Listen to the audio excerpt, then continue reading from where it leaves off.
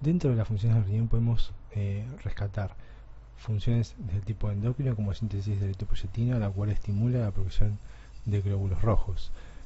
Producción de renina, la cual va a estimular el sistema renina-angiotensina-aldosterona, que tiene un importante impacto en el manejo renal de sodio, y este manejo de sodio también va a modificar la volemia y desde luego va a modificar lo que es la presión arterial sistémica.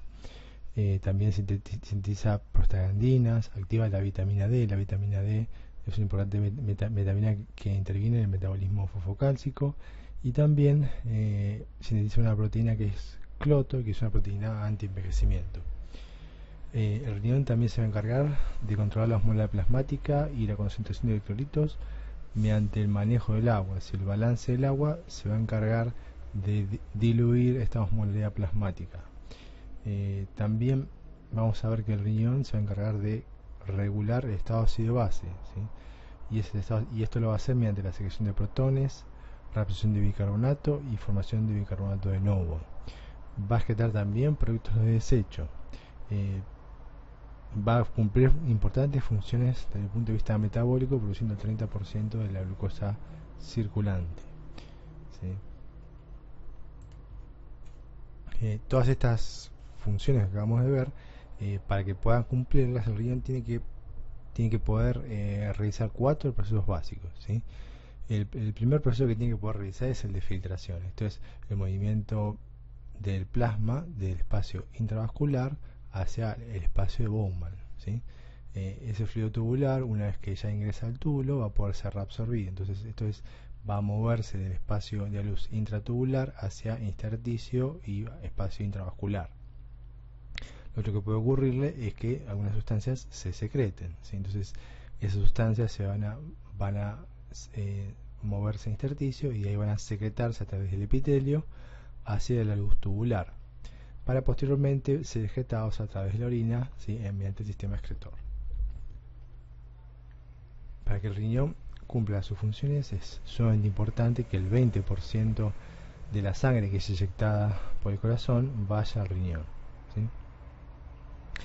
Esta sangre va a llegar mediante un sistema de vasos, ¿sí? Los cuales se van a disponer formando primero arterias interlobulares, arterias arcuatas, ¿sí? Hasta que te van a terminar dando, ¿sí? Las arterias renales, pero las arterias aferentes, los cuales van a dar al ovillo, ¿sí? Y después posteriormente al ovillo glomerular. Después van a dar una arteriola deferente, la cual va a dar una serie de capilares peritubulares que van a rodear a todo lo que es el túbulo contorneado proximal, y posteriormente van a dar lo que serían los vasos rectos. Van a descender a la media y volver a subir, y desencadenar el sistema de venoso renal.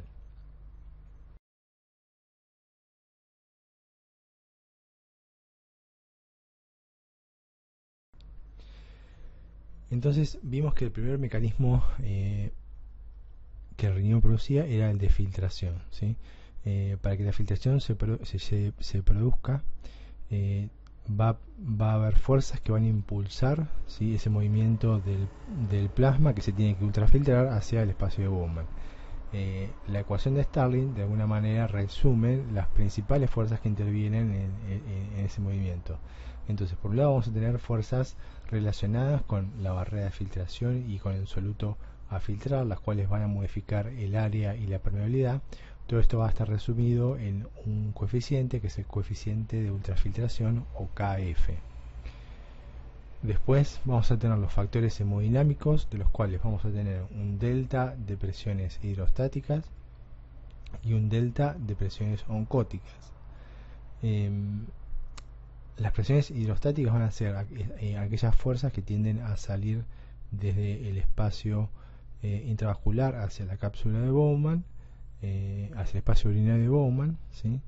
O sea, van a tener el mismo sentido que la filtración, mientras que la presión oncótica es una fuerza que es ejercida por las proteínas, que al no poder salir de adentro de los vasos disminuyen la concentración del agua dentro de los vasos. Entonces el agua tiende a quedarse adentro de los vasos, en este caso del ovillo glomerular, y por lo tanto se va a oponer a la filtración. Entonces tenemos una fuerza que tender a favorecer la filtración y otras fuerzas que van a tender a oponerse a la filtración. Estos van a ser los que se llaman los factores hemodinámicos.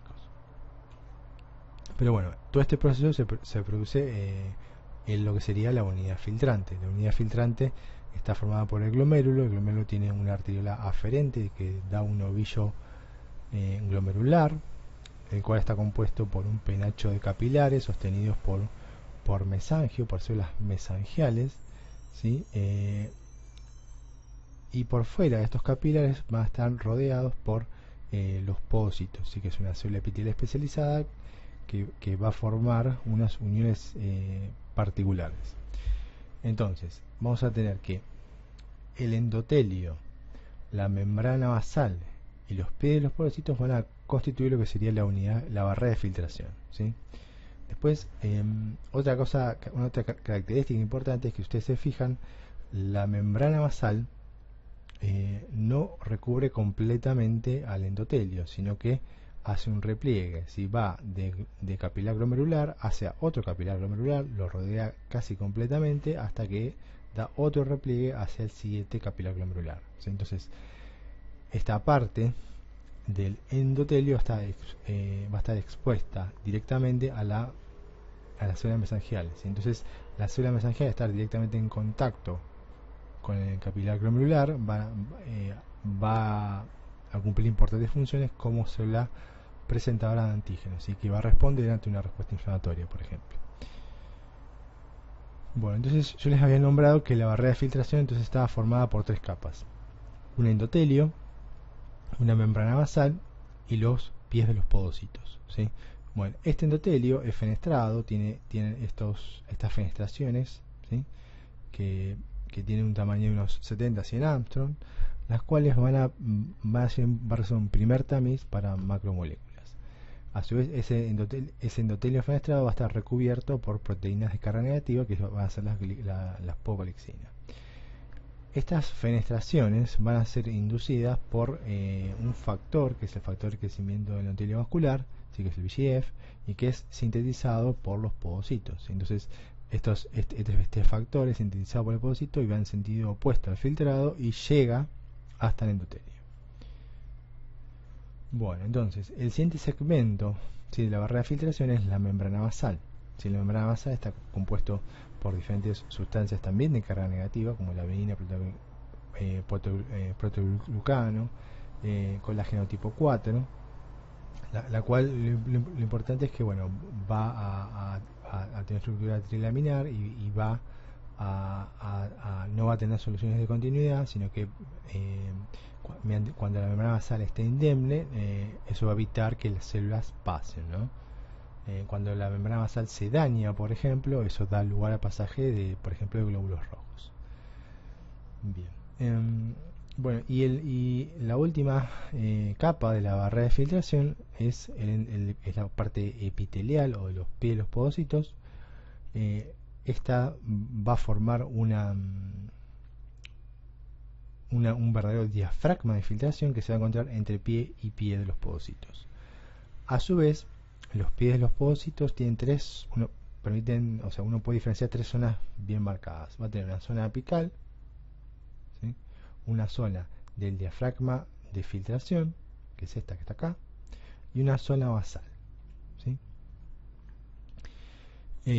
Si uno ve en una fotografía de microbarrido, va a ver que los pies de los podocitos se van interdigitando entre sí. Entonces, entre pie y pie de podocito tenemos los diafragmas de filtración. Bueno, después, yo les decía, el polo apical del pie de podocito está recubierto por una proteína que es la apodocalexina, al igual que el endotelio de la membrana basal, que el endotelio glomerular. Está recubierto por cargas negativas, y esas cargas negativas lo que van a hacer es evitar que los pies de los podocitos se acerquen entre sí, ¿no?, y no se fusionen. Bueno, estas pogalixinas están cargadas negativamente, bueno, y interviene justamente en mantener ese espacio entre pie y pie de los podocitos, que justamente que no se fusionen uno con el otro, sino que mantengan esta separación. Después, a su vez, vamos a tener que vamos a tener el dominio del diafragma de filtración, que fíjense, son poros rectangulares, aproximadamente 40 Armstrong por 140 en la sección transversal y 70 Armstrong en la sección longitudinal. ¿Sí? La cuestión que este va a ser un verdadero diafragma, ¿sí? Que va a regular el pasaje de las sustancias, ¿sí? A su vez, la nefrina, que es la principal proteína de este diafragma de filtración, va a haber proteínas que van a ser de cada uno de los pies de los podocitos hacia el otro lado, ¿sí? Y eso se va a anclar esa nefrina se va a anclar al pie del podocito por diferentes proteínas, como C2AP, zona 1-ocludina y podocina, las cuales lo van a relacionar fuertemente al citoesqueleto de actina del pie del podocito. Entonces, de esta manera, modificando la contracción de los pies de los podocitos, va a permitir abrir y cerrar el diafragma de filtración y de esta manera regular la permeabilidad. Bien, la principal proteína que fija la nefrina al citoesqueleto de actina es la podocina. Bien, después, por último, vamos a tener un dominio basal. El dominio basal va a ser el que va a permitir el anclaje a la membrana basal, y va a estar formado por diferentes proteínas como laminina, ancrina y también incluso megalinas, que son proteínas que tienen capacidad de actuar como receptores para albúmina, ¿sí? O sea, la albúmina se pega a la megalina y esto de alguna manera puede llegar a modificar la respuesta del podocito y modificar la permeabilidad. Bueno, entonces acabamos de ver toda la estructura del diafragma de filtración, de la barrera de filtración. Entonces vimos que había una determinante que era el KF, un coeficiente de ultrafiltración que era el KF, que dependía del área de la permeabilidad, ¿sí? Entonces, dependiendo de la molécula en cuestión, a algunas le va a costar más, a otras le va a costar menos filtrar, ¿sí? Entonces, por ejemplo, si graficamos el radio de la molécula en cuestión y la capacidad de filtrar, ¿sí? Vamos a tener que sustancias cargadas positivamente filtran más que las sustancias cargadas negativamente, ¿sí? Entonces, a medida que aumenta el radio, esto se mantiene, entonces las sustancias que están cargadas positivamente filtran más, las que están las negativas filtran menos y las neutras están en el medio, ¿sí? Entonces vamos a tener una selectividad por tamaño y una selectividad por cargas. Fíjense, la albúmina está en el límite de la capacidad filtrante. Bien, entonces el KF entonces depende tanto del área como de la permeabilidad, ¿no? Hay sustancias que tienen la capacidad de modificar este KF, ¿sí? Por ejemplo, son sustancias, son hormonas y tienen la capacidad, por ejemplo, de modificar tanto la actividad de los podocitos como de la célula mesangial, ¿sí? Entonces, por ejemplo, al contraerse la célula mesangial, reduce la luz de los capilares, entonces tengo menor cantidad de capilares, entonces por lo tanto tengo menor área para filtrar, ¿no? Entonces, por ejemplo, el angiotensina 2 realiza eso, entonces produce contracción de las células mesangiales, entonces eso reduce el número de capilares disponibles para poder filtrar, entonces eso produce un gran descenso del área, ¿sí? Por el contrario, el factor natriurético hace que las células mesangiales se relajen y aumentan el área glomerular. Entonces, bueno, vimos el KF, que dependía entonces de la barrera de filtración y del ultrafiltrar, y ahora vamos a ver los factores hemodinámicos. Bueno, entonces recordemos que los factores hemodinámicos van a ser aquellos factores que van a influir y van a ser uno de los determinantes del filtrado glomerular. ¿Cuáles son estos factores hemodinámicos? Vamos a tener por un lado todas aquellas fuerzas que favorezcan el filtrado y por otro lado vamos a tener todas fuerzas que se opongan al filtrado, ¿sí? ¿Qué fuerzas vamos a ver que van a favorecer el filtrado? Por ejemplo, van a ser unas van a ser, por ejemplo, la presión hidrostática del capilar glomerular, ¿sí? La presión hidrostática del capilar glomerular, esa fuerza es aquella fuerza que se ejerce perpendicularmente sobre la superficie, sobre la pared del vaso, ¿sí? Entonces va a darse en el sentido, ¿sí?, de la filtración glomerular, ¿sí? Y no es otra cosa que la fuerza del corazón ejercida sobre la sangre. Eso se transmite a las paredes de los vasos, incluyendo los capilares glomerulares, ¿sí? Entonces esta fuerza va a favorecer el movimiento del ultrafiltrado, ¿sí?, de este fluido tubular, de este plasma hacia, o sea, del plasma que tenemos a nivel del intravascular a través de la barrera de filtración y en sentido de la cápsula de Bowman. Por otro lado, vamos a tener algunas fuerzas que se van a tender a oponer, ¿sí? Y dentro de esas fuerzas que se oponen vamos a tener, por ejemplo, la presión oncótica del capilar glomerular, ¿sí? La presión oncótica del capilar glomerular, ¿sí?, va a estar dada por la presión ejercida por las proteínas. Estas proteínas, al estar adentro de los vasos y estar atrapadas ahí por su alto peso molecular y que no pueden salir de los vasos, lo que van a hacer es disminuir la concentración del agua adentro de ese compartimento. Entonces, por diferencia de concentración, el agua va a tender a moverse en este sentido, ¿sí? Entonces, el movimiento de agua a favor de una diferencia de concentración no es otra cosa que ósmosis. Entonces, este efecto osmótico ejercido por las proteínas se llama presión oncótica. Entonces, la presión oncótica del capilar glomerular vamos a tener que, como en sentido opuesto al de la filtración glomerular, dentro del cálculo va a ponerse con signo negativo. Entonces tenemos la presión efectiva ultrafiltrado es la resultante, es decir, del interjuego de todas las fuerzas que determinan el filtrado glomerular. Entonces hasta ahora vimos la presión hidrostática del capilar glomerular, que va con signo positivo porque favorece la filtración, y la presión oncótica del capilar glomerular, que va con signo negativo porque se opone, ¿sí? Las proteínas no se filtran casi, entonces estas proteínas no van a ejercer una presión oncótica importante a nivel del espacio tubular. Entonces no se incluyen dentro del cálculo de la PEUF.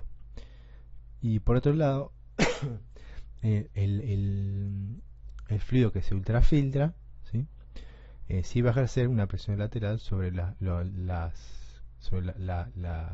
paredes de la cápsula de Bowman, ¿sí? Y por lo tanto se va a oponer, una vez que se filtró, a la filtración, ¿sí? Entonces, dentro del cálculo vamos a tener todas aquellas fuerzas que favorecen, como la presión hidrostática del capilar glomerular, y todas las que se oponen, como la presión oncótica del capilar glomerular, ¿sí? Entonces, todas esas presiones van de su interjuego, ¿sí? Vamos a tener una resultante que es la presión efectiva del ultrafiltrado, ¿sí? Entonces, hasta ahora vimos, ¿sí?, los determinantes de la ecuación de Stirling, una el KF y la otra todos los factores hemodinámicos que se resumen en la presión efectiva de ultrafiltrado. Esto uno lo puede graficar, ¿sí? Entonces, si graficamos, por ejemplo, lo que sería la presión medida en milímetros de mercurio, ¿sí?, eso es la ordenada, y en la abscisa tenemos el largo del capilar glomerular, ¿sí? Este es el extremo aferente y este es extremo aferente y este es el eferente, ¿sí? Entonces vamos a tener que normalmente lo que ocurre es que de este interjuego de presiones, de las presiones hidrostáticas y oncóticas, ¿sí?, vamos a tener que las hidrostáticas son mayores que la oncótica. Entonces, del extremo aferente al eferente siempre va a predominar la filtración, ¿sí? Entonces, ya vamos a ver que las presiones hidrostáticas están muy reguladas. Entonces, a pesar de que estamos perdiendo líquido porque estamos filtrando desde el extremo aferente al eferente, la presión hidrostática, el delta de presiones hidrostáticas no se modifica, se mantiene igual, ¿sí? Lo que sí ocurre es que, como se está ultrafiltrando el plasma, las proteínas que están adentro de esos vasos se van concentrando desde el extremo aferente hacia el eferente, ¿sí? Entonces, del extremo aferente al eferente, el delta de presiones oncóticas va aumentando, ¿sí? Entonces, ¿y hasta cuánto aumenta? Aumenta hasta igualarse, pero esta igualación se produce a nivel de la arteriola eferente, ¿sí? Entonces, eso quiere decir que a nivel intraglomerular siempre vamos a tener un delta de presión que va a favorecer la filtración. Entonces, adentro del glomérulo siempre tenemos filtración. El otro gráfico que tenemos al costado acá es que lo que pasa en los capilares extrarrenales, ¿no? Entonces, si uno se fija, acá la presión hidrostática cae, ¿sí? Y la presión oncótica se mantiene igual, ¿sí?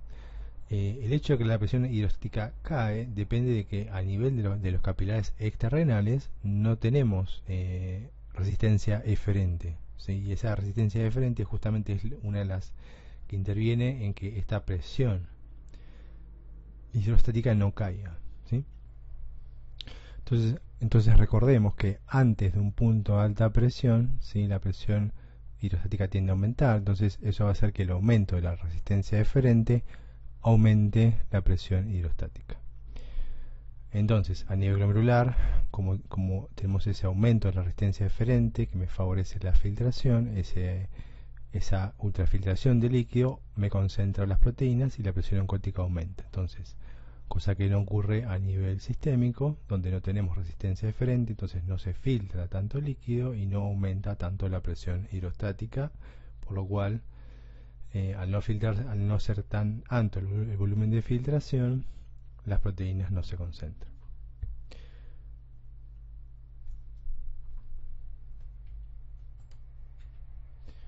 Bueno, entonces resumiendo, a nivel glomerular vamos a tener una arteriola aferente, arteriola deferente, ¿sí? Y dentro del juego de estas presiones vamos a tener que se van a modificar la presión hidrostática del capilar glomerular. Entonces, siempre que yo tenga vasodilatación aferente y vasoconstricción eferente, va a tender a aumentar el filtrado. Y siempre que yo tenga vasoconstricción aferente y vasodilatación eferente, me va a disminuir el filtrado, ¿sí? Entonces, de este adecuado interjuego de contracción y relajación de arteriola aferente y eferente, vamos a tener que se va a regular la presión intraglomerular y por lo tanto va a modificar el filtrado, ¿sí? Entonces vamos a ver que hay múltiples factores, ¿sí?, que van a intervenir en cada lugar regulando el filtrado, ¿sí? Entonces, por ejemplo, en el sistema nervioso simpático vamos a tener que va a generar vasoconstricción por activación de receptores alfa 1, y eso va a ser fundamentalmente a nivel de la arteriola aferente, ¿sí? Entonces el sistema simpático va a aumentar la resistencia aferente. Entonces, al aumentar esa resistencia aferente, va a disminuir la presión que llega al glomérulo, la presión hidrostática que llega al glomérulo, y va a tender a disminuir el filtrado.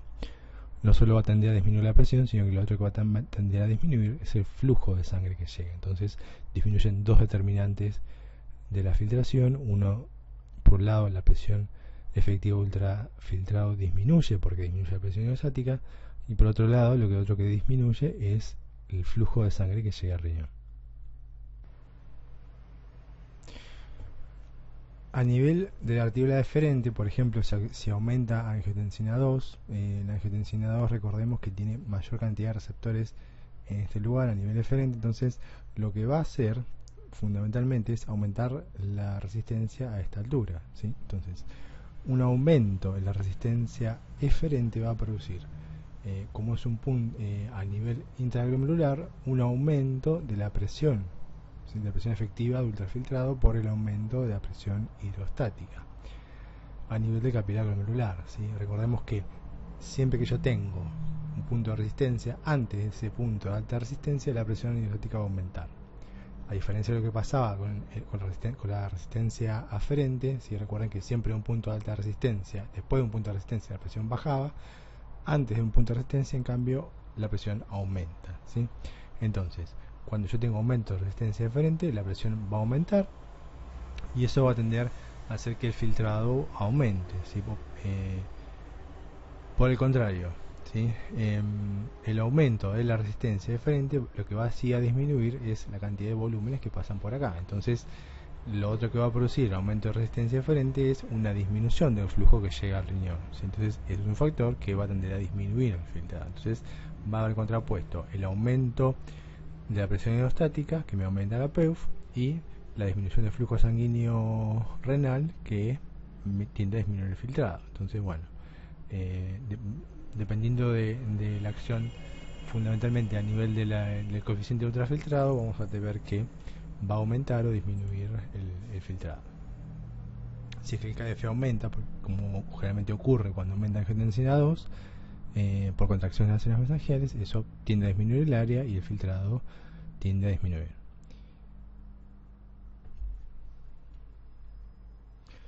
Bueno, entonces, así como tenemos sustancias vasoconstrictoras, también tenemos sustancias vasodilatadoras que en general tienden a disminuir las presiones,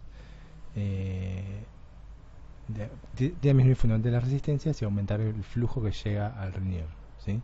Entonces, de ese adecuado balance entre estas sustancias vasoconstrictoras y vasodilatadoras que se va a regular el flujo, ¿sí? Entonces, habitualmente hay sustancias que tienden a inhibir la acción de angiotensina 2, ¿sí?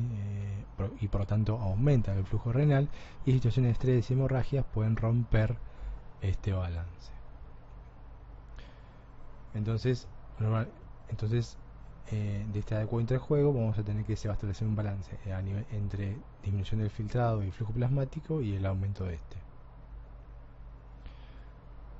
El otro concepto que tienen que conocer es el concepto de autorregulación renal, ¿sí? Se define autorregulación a la capacidad de mantener en constante la filtración y el flujo plasmático renal ante cambios de la presión de perfusión, ¿sí? Esto es entre 80 y 160 minutos de mercurio presión arterial media en el humano, y por ejemplo en el perro es entre 80 y 180 minutos de mercurio presión arterial media.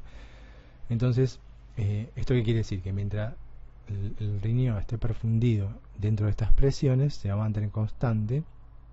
Va a haber mecanismos que van a asegurar que se mantengan constantes el filtrado y el flujo plasmático renal. ¿Qué mecanismos? Vamos a ver que hay dos mecanismos, ¿sí? Un mecanismo es la teoría miogénica, el mecanismo miogénico, y el otro mecanismo es el mecanismo de retroalimentación túbulo-glomerular. El mecanismo miogénico, ¿sí? Lo que dice es que ante un aumento de la presión de perfusión, ¿sí? Este aumento de la presión de perfusión va a ser el estímulo necesario y suficiente para desencadenar un aumento de la resistencia, ¿sí? Esto lo que va a producir es un estiramiento de la pared, entonces va a haber canales de calcio que son sensibles al estiramiento, entonces eso va a aumentar, va a hacer que se abran, va a entrar calcio a la célula se va a contraer, la célula muscular de la media, entonces eso desencadena un aumento de la resistencia. Entonces, la secuencia de eventos es, tenemos un aumento de la presión de perfusión, ese aumento de la presión de perfusión distiende la arteriola aferente, y eso desencadena, mediante este mecanismo miogénico, un aumento de la resistencia, y la presión de perfusión se tiende a normalizar. Este estímulo incluso este mecanismo está presente incluso en casos de denervación, ¿sí? Bueno, el otro mecanismo que yo les comentaba es el de retroalimentación túbulo-glomerular, ¿sí? Por ejemplo, ante un aumento, ¿sí?, del filtrado glomerular, vamos a tener que, lo que va a ocurrir es que va a aumentar la carga filtrada de sodio, ¿sí? Entonces, al aumentar la carga filtrada de sodio, ese sodio va a llegar más sodio lógicamente a nivel tubo proximal, pero también va a llegar más sodio a nivel de la asa gruesa de Henle, ¿sí? Bueno, una vez que supera la asa gruesa de Henle, hay un segmento que va a ser la mácula densa, que es un segmento del túbulo que está entre la asa gruesa y el túbulo contorneado distal. Es una modificación de este epitelio tubular, y que tiene la capacidad de sensar la concentración de cloruro de sodio, ¿sí? Entonces, en realidad, más que la concentración, es la masa de cloruro de sodio que llega, que se oferta a este segmento. Entonces, ese aumento de la reabsorción de cloruro de sodio va a desencadenar un mecanismo que va a producir vasoconstricción, ¿sí?, a nivel de la arteriola aferente. Y esto va a ser, hay dos mediadores propuestos, uno es la adenosina y otro es el ATP. ¿Sí? Entonces, este aumento de la vasoconstricción aferente, ¿sí? lo que va a producir es una disminución de filtrado hasta llevarlos a valores normales. Recordemos que todo este estímulo, todo este mecanismo se disparó ante un aumento del filtrado glomerular que aumenta la carga filtrada de cloruro de sodio. Entonces eso se sensaba a nivel de la mácula densa y desencadena este mecanismo de vasoconstricción de la arteria aferente vía adenosina, ¿sí? Sobre el receptor A1A. Entonces, la forma en la cual el cloruro de sodio es sensado es mediante su reabsorción a nivel de la mácula densa, mediante un cotransporte sodio-potasio 2-cloro. ¿Sí? Y esta reabsorción es impulsada obviamente mediante la actividad de la bomba sodio-potasio T-pasa. Esta bomba desdobla ATP a ADP. El ADP sale de la célula, donde una 5-nucleotídasa lo transforma a adenosina. Esa adenosina es la que va a actuar uniéndose al receptor A1A y produciendo vasoconstricción. El otro estimula directamente vía ATP, que estimula a su receptor, entonces también induciendo vasoconstricción.